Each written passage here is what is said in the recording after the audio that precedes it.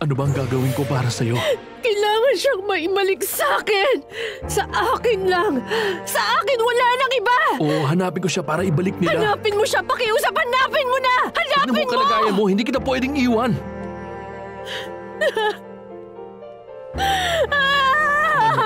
Kumalma ka.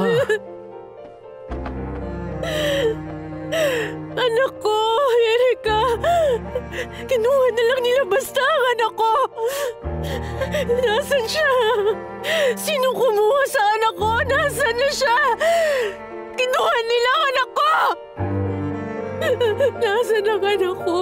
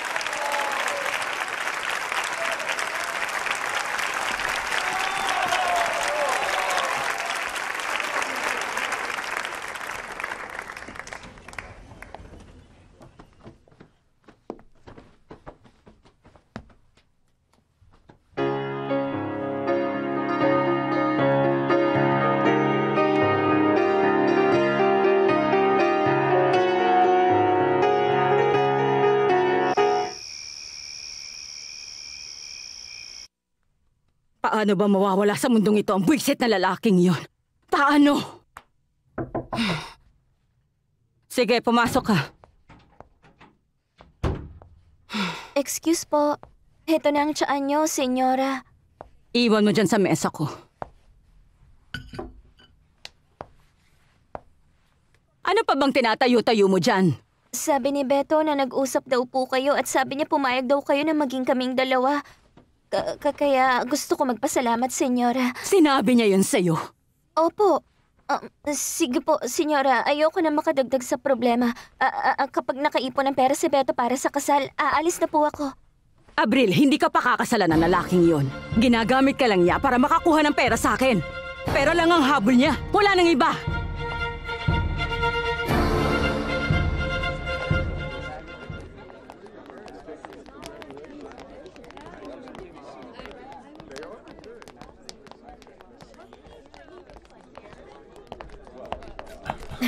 Congratulations, ha? Salamat. Kumusta kayo? Salamat. Napakahusay mo.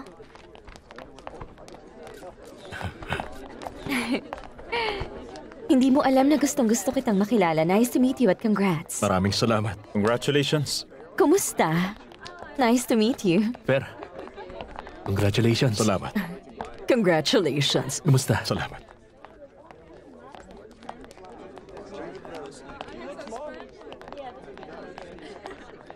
Ay, hindi natin siya makita. Ay, tignan niyo yung mga taong lumalapit sa kanya parang hindi nahihiya. Successful ang concert, Zoila. Aba, syempre sikat siya eh. Tara, batiin natin siya. Tara. Masyado pa siyang abala ngayon, Lucy. Hindi niya tayo maaasikaso. Dapat mabati natin siya kahit papaano, Oo Javier. nga, tama. Babatiin natin siya mamaya kapag nakita nating hindi na siya masyadong abala, Asunsyon. Oo nga, tama siya. Kahit papaano madalas naman natin siya nakikita. Pwede natin siyang puntahan. Tama yun. Ayaw lumayo ni Fedra sa kanya. Alam niyo, para bang gusto niyang iparating sa lahat ng tao dito na may namamagitan sa kanilang dalawa. Tayo na nga. Siguradong mababasa na lang natin bukas sa balita ang tungkol sa kanya.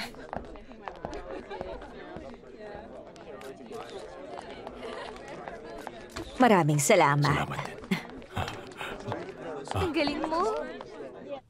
Hindi yan totoo. Mahal ako ni Beto. Uto-uto ka, Abril. Tignan mo! Kung gaano ka kapangit at kawalang kwenta. Bakit niyo po sinasabi yan? Dahil yun ang katotohanan. Pinaglololoko ka lamang ng lalaking yun. Pera lamang ang habol nun sa'yo. Di totoo yan. Di totoo yan. Sinasabi niyo lang yan para mapigilan niyo ako. Mahal ko talaga siya. Magpapakasal na kami ni Beto at magiging masaya kaming Tama dalawa. na, Abil. Tigilan mo na ang malaking kalokohan na yan. Walang kahit sinong magmamahal sa'yo. Narinig mo?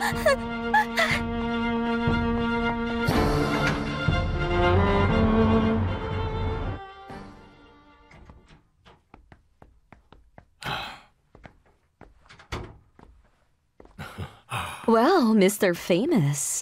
Lahat ng pumunta kanina pumalakpak. Ang galing mo kasi.